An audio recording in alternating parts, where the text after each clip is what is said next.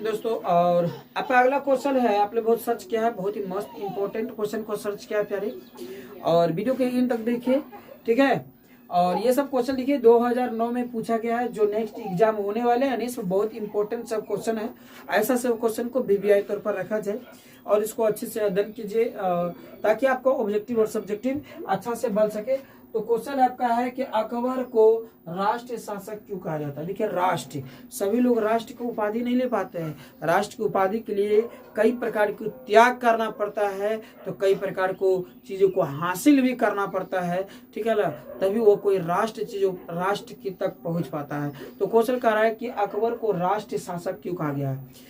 अकबर को राष्ट्र शासक क्यों कहा गया है, ये क्वेश्चन आपका, अकबर को राष्ट्र शासक क्यों कहा गया है। तो आपको आज देखिएगा, अकबर इतिहास में राष्ट्र शासक के उपाधि से विभूषित है।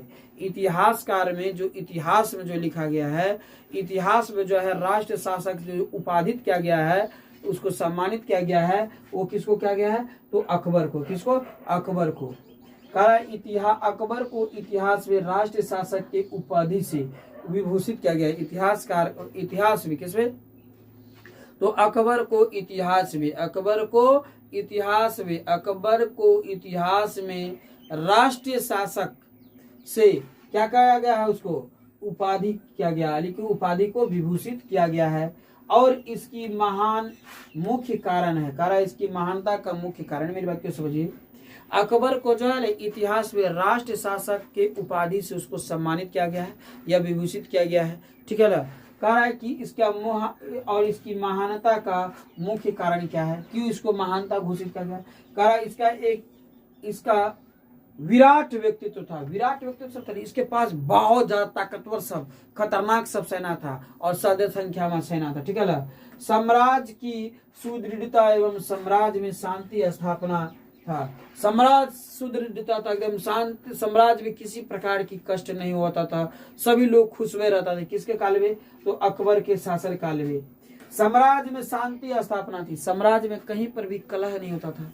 इतना बड़ा विशाल साम्राज्य होते हुए उसमें सुदृढ़ता था, शांति था, किसके काल में, अकबर के शासन काल में।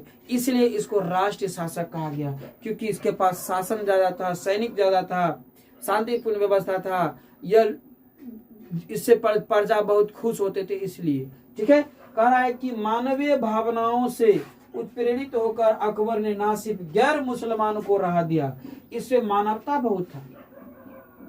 कह रहा है मानवीय भावनाओं से उत्प्रेरित हुआ, मानव की जो कर्तव्य होता है उसको पता था कि मानव का कर्तव्य क्या है, उससे उत्प्रेरित होकर ना सिर्फ वह मुसलमानों को राह दिया बल्कि राजपूतों के साथ वैवाहिक संबंध भी स्थापित किया। राजपूतों के साथ क्या हुआ, राजपूतों के साथ वैवाहिक संबंध स्थापित कर देने, विवाह होने लगा दोनों के बीच, मुसलमान और राजपूतों के बीच, ठीक है।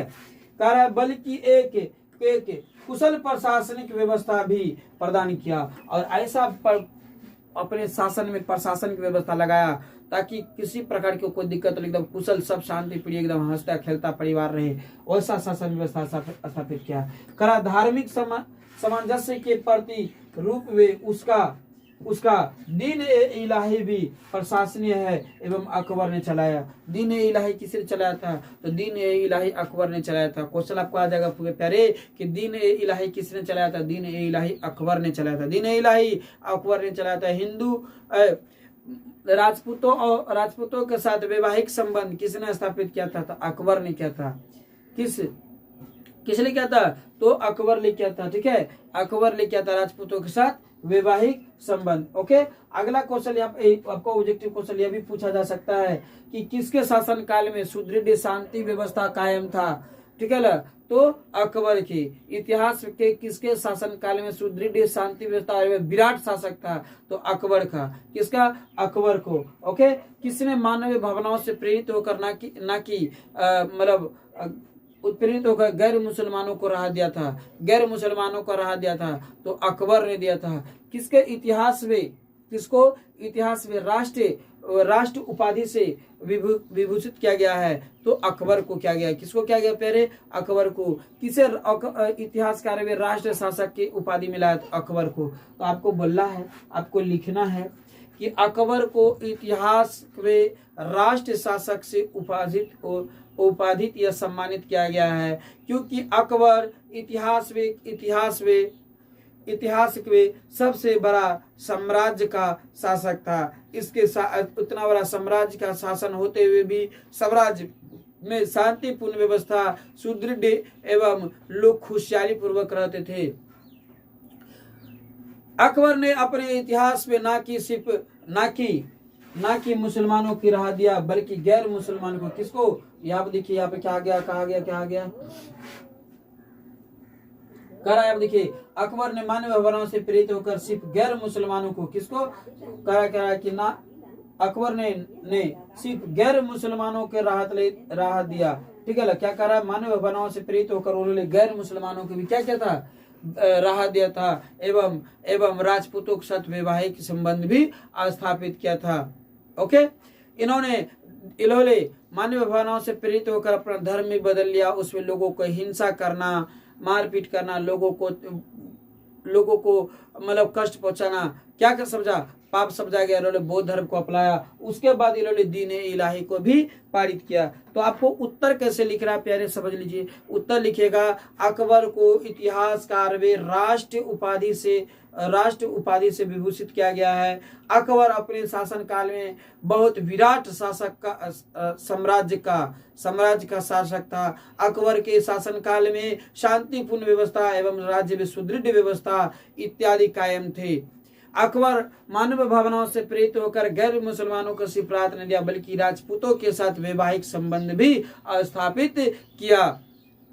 ओके, यहाँ तक लिखना है, स्थापित किया। उसके बाद आपको लिखना है, अकबर ने दीन इलाही को भी पारित किया। दीन इलाही किसने चलाया था, तो अकबर ने चलाया। एवं उन्होंने अंतिम युद्ध, कलिंग युद्ध को पराजित कर उन्होंने अपनी मानव भावनाओं से प्रेरित होकर क्या हुआ, अपने धर्म परिवर्तन भी बदल लिया। ऐसे सब बातों को लिखना है प्यारे। क्या लिख पाइएगा, देखिए वहां पर आता है, विद्यार्थी के नेता अपने ही शब्द उत्तर दे, बल्कि रटे रटे उत्तर नहीं देना है। जो किताबें चिपकाया हुआ उसको चिपका के दिमाग में, उसमें ऊपर नहीं चिपकाना है। वो आपको माइंडलिटी के लिए टेस्ट लिया जाता है, इसलिए आपको टेस्ट देना बहुत ही जरूरी है अपने माइंड का। ठीक है, और जो हम बोले इस प्रकार की परिभाषा को आपको लिखना है। और वीडियो को मतलब आपको समय समय मिलते रहे, मेरे चैनल को सब्सक्राइब कर लीजिए। अपने कोचिंग संस्थान में जितने भी आपका फ्रेंड्स हो उसको भी आप लोग क्या कीजिए, सूचित कीजिए, एवं टेलीग्राम या ग्रुप बनाकर सभी को जोड़ के इस प्रकार के वीडियो को बीच बीच से शेयर करते रहिए। यहाँ तक के लिए मिलते हैं अगले वीडियो में। जय हिंद।